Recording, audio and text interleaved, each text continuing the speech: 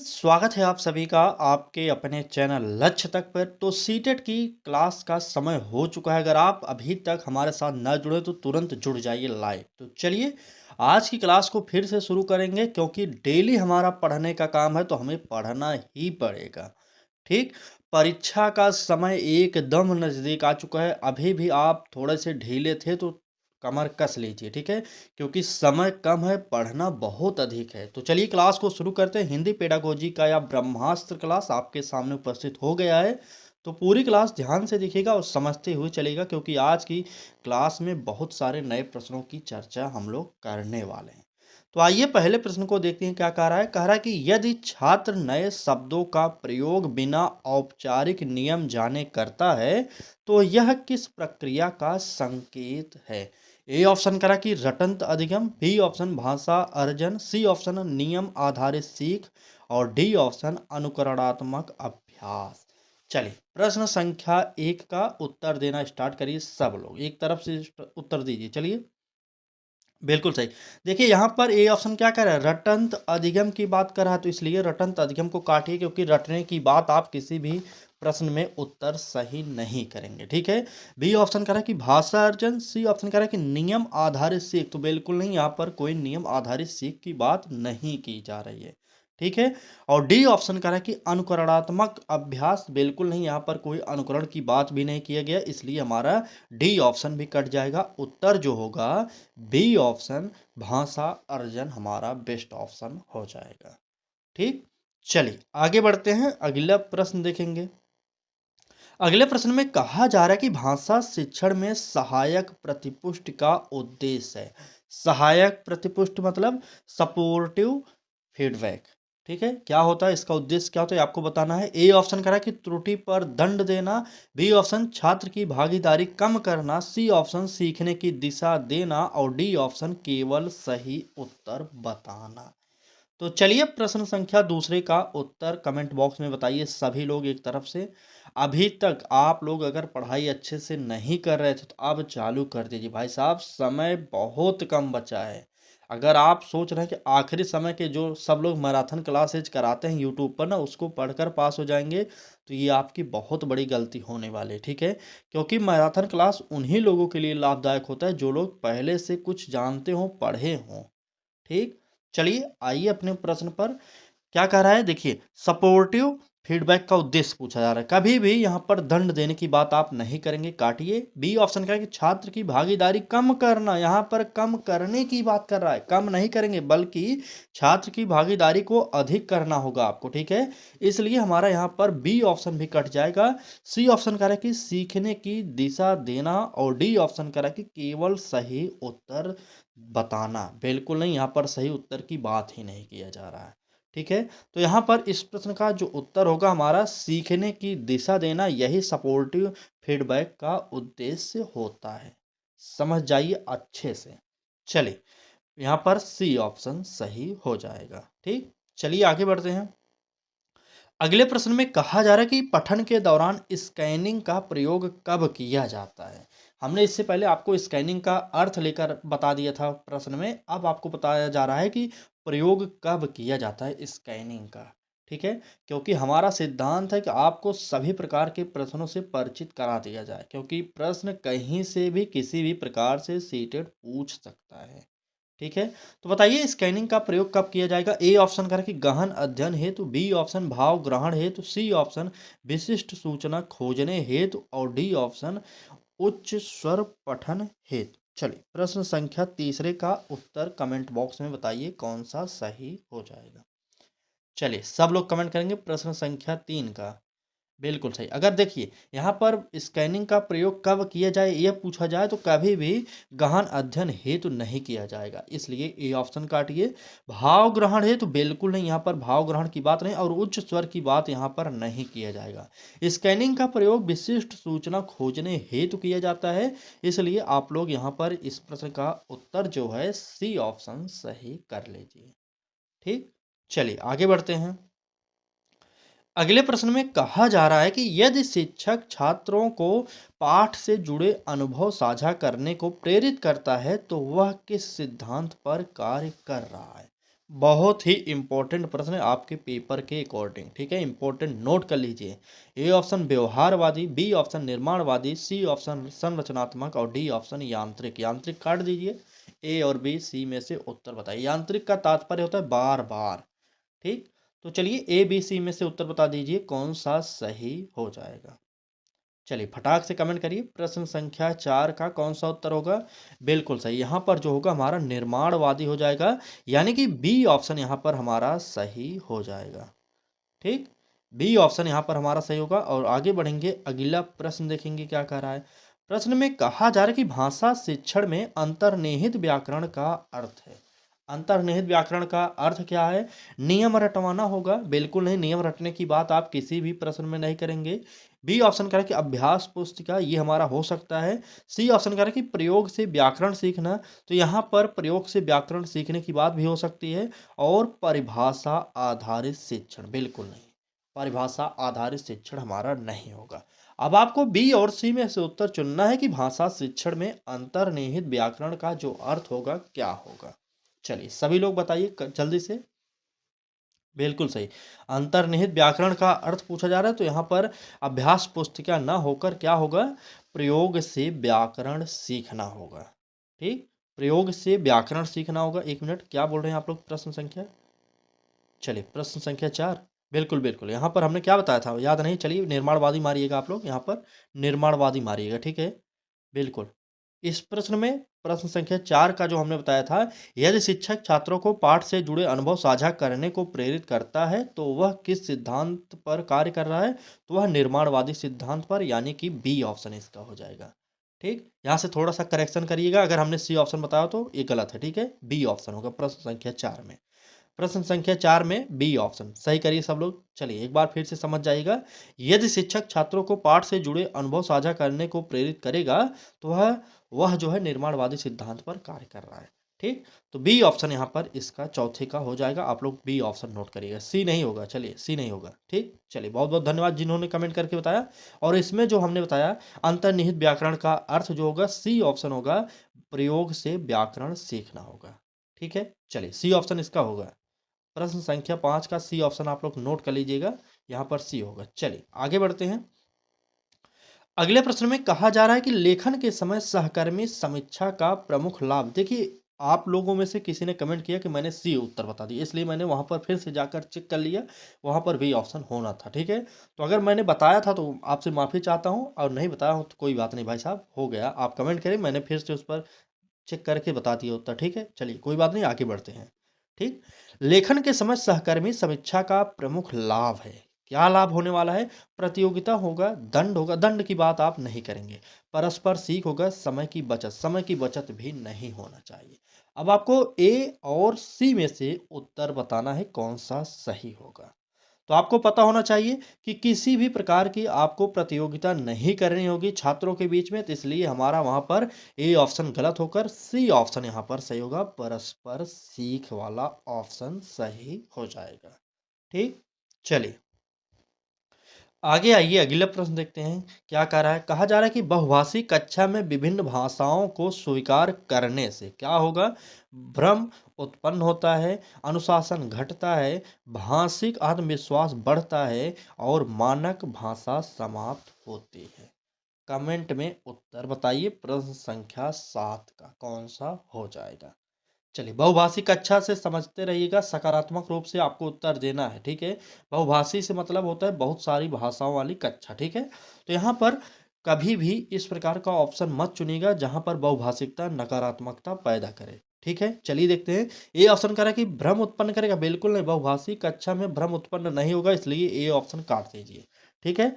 B option कह रहा है कि अनुशासन घटता है, तो बिल्कुल नहीं, अनुशासन की कोई कमी नहीं होगी वहां पर। और सी ऑप्शन कह रहा है कि भाषिक आत्मविश्वास बढ़ता है, और डी ऑप्शन मानक भाषा समाप्त होती है, तो समाप्त नहीं होगी, यहाँ पर भाषिक आत्मविश्वास बढ़ जाएगा, ठीक। चलिए अगर क्लास अच्छी लग रही है तो लाइक कर दीजिए, चैनल पर पहली बार आए तो सब्सक्राइब करके जुड़ जाइए हमारे साथ। डेली सुबह 10 बजे, शाम को 5 बजे आपके लिए लाइव क्लासेज हो रही हैं, ठीक है। सेलिब्रेशन आपका समाप्त हो गया है नए साल का, तो पढ़ाई स्टार्ट करिए भाई। आज से कम ही समय बचा है आपके पेपर में, ठीक है। नया साल गया, 2-4 दिन हो गया, बहुत हो गया, ठीक है। इसका मतलब ये नहीं कि आप डेली नया साल ही सेलिब्रेशन करें, बिल्कुल नहीं। आपको 2026 में पहली परीक्षा जो आपकी है टीचिंग एग्जाम की सीटेट है, उसको पहले ही क्वालिफाई कर लीजिए, ठीक। चलिए बात करेंगे अगले प्रश्न की। भाषा शिक्षण में कार्य आधारित अधिगम का केंद्र बिंदु है। देखिए आपको पता होगा यूपी में भी प्राइमरी की वैकेंसी बहुत जल्द आएगी, क्योंकि 2027 में है यूपी में चुनाव। जब भी किसी भी राज्य में चुनाव होता है तो सरकार का काम होता है कि जो बेरोजगार हैं उनको लुभाया जाए, कुछ तो जरूर पद आएगा, इतना मान के चलेगा। और बिहार में देख रहे हैं सरकार बनते ही TRE 4 का ऐलान हो चुका है, TRE 4 भी आने वाला है, आप लोग तैयारी करिए बिहार वालों, ठीक है। अदर राज्यों वालों के लिए भी है, लेकिन वहाँ पर कुछ % सीटें ही होंगी, ठीक है। TRE 4 की पूरी प्रक्रिया बहुत जल्द स्टार्ट होगी इसी जनवरी में, ठीक। तो 2 राज्यों से खुशखबरी तो आ चुकी है, आपको भी पता है, आने वाले सभी राज्यों में धीरे धीरे करके खुशखबरी आएंगी। तो इस साल आपको नौकरी ले लेना है, यही पात्रता परीक्षा तक रुकना नहीं है आपको, ठीक है। तुरंत निकालिए सीटेट परीक्षा को और तुरंत जुट जाइए अपने कंपटीशन एग्जाम की अगले चरण की, ठीक है। चलिए तैयारी करते रहे, क्योंकि 2026 नौकरियों का भरमार होने वाला है, चाहे जिस भी राज्य में हो आप, ठीक है। चलिए कोशिश करते रहे, बाकी सब तो महादेव के ऊपर है, देखा जाएगा, ठीक है। चलिए बात करेंगे प्रश्न की। भाषा शिक्षण में कार्य आधारित अधिगम का केंद्र बिंदु है, क्या होगा। ए ऑप्शन कह रहा है कि पाठ्य पुस्तक, बी ऑप्शन कह रहा है कि व्याकरण नियम, सी ऑप्शन अर्थपूर्ण कार्य और डी ऑप्शन परीक्षा प्रश्न। चलिए कार्य आधारित अधिगम का केंद्र बिंदु क्या होगा। तो देख रहे हैं यहाँ पर पाठ्य पुस्तक बिल्कुल नहीं, कार्य आधारित का बात किया जा रहा है, तो यहाँ पर पाठ्य पुस्तक नहीं होगा, ना ही व्याकरण के नियम होंगे, ना ही परीक्षा के प्रश्न होंगे, बल्कि अर्थपूर्ण कार्य होंगे, यानी कि तीसरा ऑप्शन यहाँ पर हमारा सही हो जाएगा, ठीक। चलिए आगे बढ़ते हैं, अगला प्रश्न देखेंगे। तो अगले प्रश्न में कहा जा रहा है कि यदि शिक्षक उत्तर से अधिक प्रक्रिया को, बहुत ही इंपॉर्टेंट प्रश्न है, थोड़ा सा समझते हुए चलिएगा, क्या पूछा जा रहा है। यदि शिक्षक उत्तर से अधिक प्रक्रिया को महत्व देता है तो यह किस मूल्यांकन दृष्टिकोण को दर्शाता है। ए ऑप्शन समापनात्मक, मानकीकृत, सुधारात्मक, तुलनात्मक। चलिए ABCD जो भी ऑप्शन आपको लग रहा है वो कमेंट बॉक्स में बताइए फटाक से। चलिए सब लोग कमेंट करेंगे प्रश्न संख्या 9 का उत्तर बिल्कुल सही। चलिए यहाँ पर समापन की बात नहीं होगा, इसलिए काटिए, मानकीकृत बात नहीं होगा, हमने आपसे बताया तुलना की बात की ही नहीं जाएगी, यहाँ पर हमारा सुधारात्मक उत्तर जो होगा ये सही उत्तर हो जाएगा, ठीक है। बिल्कुल अगर आपने भी सी ऑप्शन दिया तो आपका भी यह प्रश्न का उत्तर एकदम 100% सही हो जाएगा। आइए अगला प्रश्न देखेंगे, क्या कहा जा रहा है कि भाषा कक्षा में खुले संसाधन क्यों उपयोगी हैं। खुले संसाधनों की बात की जाए तो क्यों उपयोगी हैं। ए ऑप्शन कह रहा है कि एक ही उत्तर देते, बी ऑप्शन रटंत बढ़ाते, बिल्कुल नहीं, सी ऑप्शन विविध अभिव्यक्ति को संभव बनाते और डी ऑप्शन मूल्यांकन सरल बनाते। चलिए प्रश्न संख्या 10 का उत्तर जो होगा आपको कमेंट बॉक्स में बताना है कौन सा सही हो जाएगा। चलिए बताइए। बिल्कुल सही, खुले संसाधन क्यों उपयोगी होंगे, एक उत्तर देने के लिए नहीं होंगे भाई साहब, ये ऑप्शन गलत है। मूल्यांकन सरल बनाएंगे, इसका भी नहीं, यहाँ पर उत्तर जो होगा विविध अभिव्यक्ति को संभव बनाते हैं, इसलिए यहाँ पर ये उत्तर हमारा सही हो जाएगा, ठीक। चलिए आगे बढ़िए, अगला प्रश्न देखेंगे क्या कह रहा है। तो अगले प्रश्न में कहा जा रहा है कि सुनने का कौशल सबसे अधिक विकसित होता है। सुनने की कौशल की बात किया जा रहा है, भाषा कौशलों के क्रम में सुनना सबसे पहले आता है।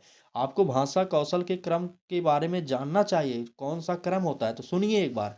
पहले सुनना होगा, फिर बोलना होगा, फिर पढ़ना होगा, फिर लिखना होता है, ठीक। ये होते हैं भाषा कौशल के क्रम, जो कि 4 बताए गए हैं, ठीक है। आइए प्रश्न देखते हैं क्या कह रहा है। कह रहा है कि सुनने का कौशल सबसे अधिक विकसित होगा किसके द्वारा, व्याकरण अभ्यास से, बिल्कुल नहीं, सुनने का कौशल व्याकरण अभ्यास से कभी भी विकसित नहीं हो सकता, ठीक है।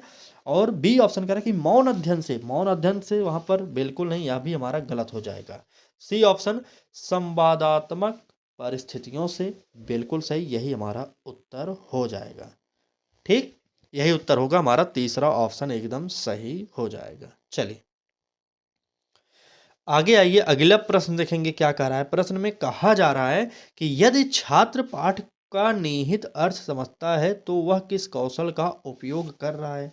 चलिए फटाक से कमेंट करिए। A option decoding, B option शाब्दिक पठन, सी ऑप्शन अनुमान और डी ऑप्शन स्मरण। चलिए, यदि छात्र पठन का निहित अर्थ समझता है तो वह किस उपयोग कर रहा है, किस कौशल का, बताइए। चलिए, अनुमान बिल्कुल सही। इस बार आपने अनुमान बिल्कुल सही।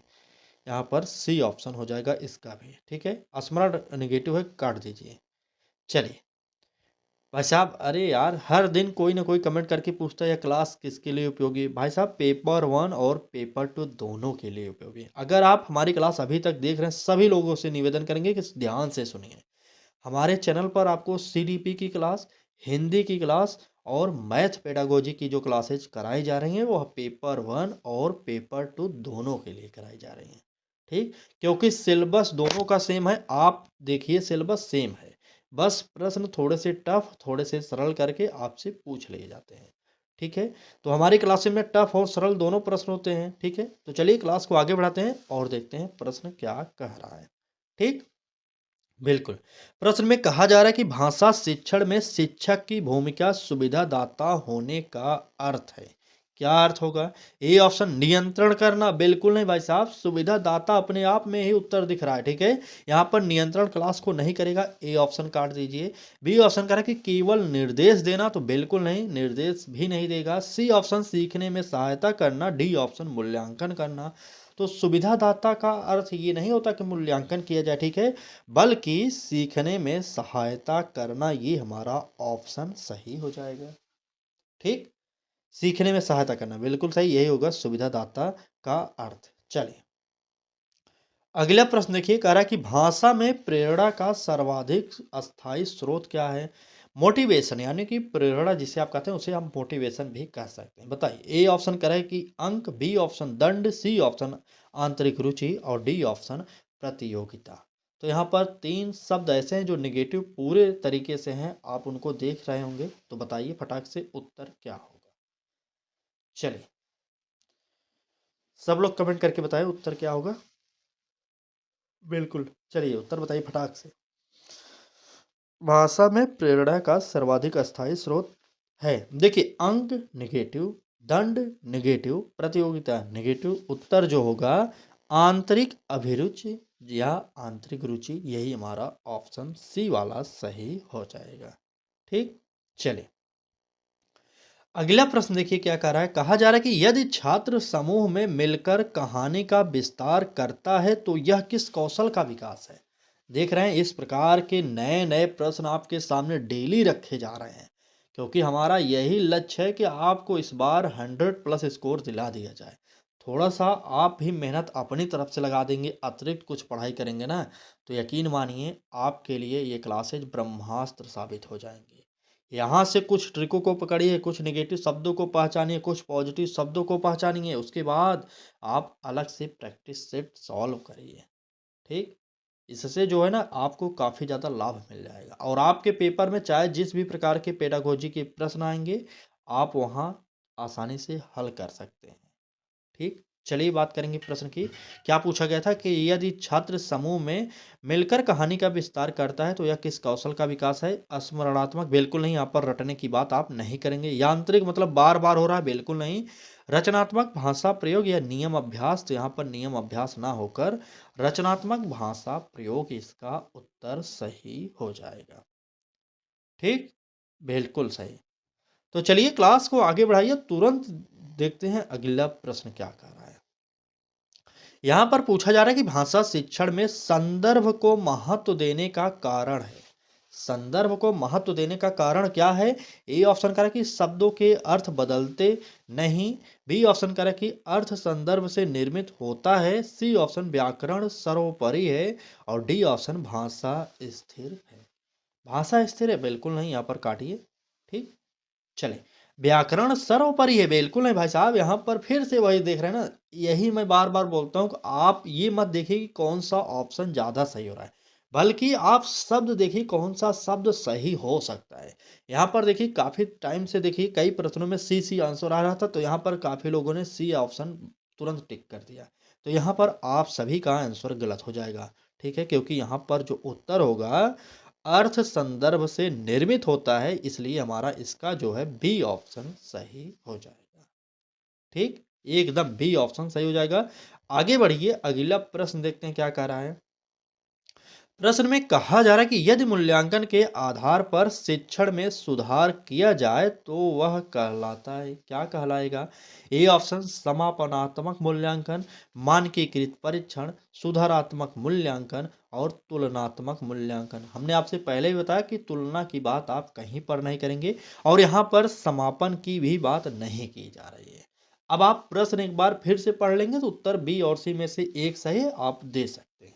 देखिए पूछा क्या गया था कि यदि मूल्यांकन के आधार पर शिक्षण में सुधार किया जाए, जब सुधार करने की यहाँ पर बात की जा रही है तो बिल्कुल यहाँ पर हमारा उत्तर जो होगा सुधारात्मक मूल्यांकन ही सही हो जाएगा। ठीक, बिल्कुल सुधारात्मक मूल्यांकन सही हो जाएगा। आगे बढ़ते हैं, अगला प्रश्न देखते हैं क्या कह रहा है। चलिए, कहा जा रहा है कि भाषा कक्षा में त्रुटि को स्वीकार करने से अनुशासन बिगड़ता है। बिल्कुल नहीं भाई साहब, त्रुटि को स्वीकार करना पड़ेगा, यही स्वाभाविक प्रक्रिया होती है सीखने की। ठीक, क्योंकि बालक गलतियां करके ही सीखता है। बी ऑप्शन सीखने में बाधा आती है, बिल्कुल नहीं, सीखने में कौन सी बाधा, बिल्कुल नहीं आएगी। सी ऑप्शन आत्मविश्वास बढ़ता है। डी ऑप्शन भाषा स्तर गिरता है, गिरेगा नहीं भाई साहब, यहाँ पर आत्मविश्वास ही बढ़ेगा। ठीक, तो यहाँ पर इस प्रश्न का भी उत्तर सी ऑप्शन सही हो जाएगा। चलिए, अगला प्रश्न देखिए क्या कह रहा है। कहा जा रहा है कि भाषा में प्रवाह का तात्पर्य है। प्रवाह का तात्पर्य क्या है बताइए। ए ऑप्शन केवल तेज पढ़ना, बी ऑप्शन बिना रुके बोलना, सी ऑप्शन शुद्धता, गति और भाव का संतुलन और डी ऑप्शन कठिन शब्दों का प्रयोग। चलिए, प्रवाह का तात्पर्य कभी भी तेज पढ़ना नहीं होगा, बिना रुके बोलना नहीं, ये सब नहीं होगा, बल्कि शुद्धता, गति और भाव का संतुलन, यानी कि तीसरा ऑप्शन यहाँ पर भी हमारा सही हो जाएगा। ठीक, क्लास कैसी लग रही है एक बार सब लोग कमेंट करके बताइए, क्लास कैसी लग रही है। चलिए, आइए आगे बढ़ते हैं, अगला प्रश्न देखेंगे। कहा जा रहा है कि एक प्रभावी भाषा कक्षा की पहचान है। क्या पहचान होने वाली है? ए ऑप्शन कह रहा है कि शिक्षक केंद्रित गतिविधियां, बी ऑप्शन मौन वातावरण, सी ऑप्शन छात्र केंद्रित संवाद और डी ऑप्शन केवल लिखित कार्य। चलिए कमेंट करिए प्रश्न संख्या 20 का उत्तर क्या होगा। चलिए, एक प्रभावी भाषा कक्षा की पहचान क्या होगी, तो वह होगी छात्र केंद्रित संवाद। ठीक, यहाँ पर तीसरा ऑप्शन सही हो जाएगा। लिखित कार्य नहीं होगा, मौन वातावरण की बात नहीं किया जा रहा है और शिक्षक केंद्रित गतिविधि जहाँ पर होगी वह नहीं अच्छा होगा। ठीक है, एक प्रभावी कक्षा की वही निशानी होती है क्या, जहाँ पर बाल केंद्रित कक्षा कराई जा रही हो। ठीक है, तो यहाँ पर इस प्रश्न का उत्तर सी ऑप्शन सही करिएगा। चलिए, आज की क्लास को यहीं पर समाप्त करना पड़ेगा क्योंकि क्लास में बस इतने ही प्रश्न थे। बाकी आपको कमेंट बॉक्स में बताना है कि आपके कितने प्रश्न सही हुए आज की क्लास में। ठीक, तो कमेंट बॉक्स में ज़रूर बताइएगा। 20 प्रश्न कराए लगभग हमने आज, तो आज इसमें से कितना प्रश्न आपका सही हुआ कमेंट बॉक्स में बताइएगा। क्लास अच्छी लगी तो लाइक करिए, चैनल पर पहली बार आए तो सब्सक्राइब कर लीजिए और बेल आइकन को ऑन करिए। डेली सुबह 10 बजे, शाम को 5 बजे ज़रूर जुड़िए। ठीक, चलिए, बिल्कुल, चलिए क्लास को यहीं पर समाप्त करेंगे। धन्यवाद।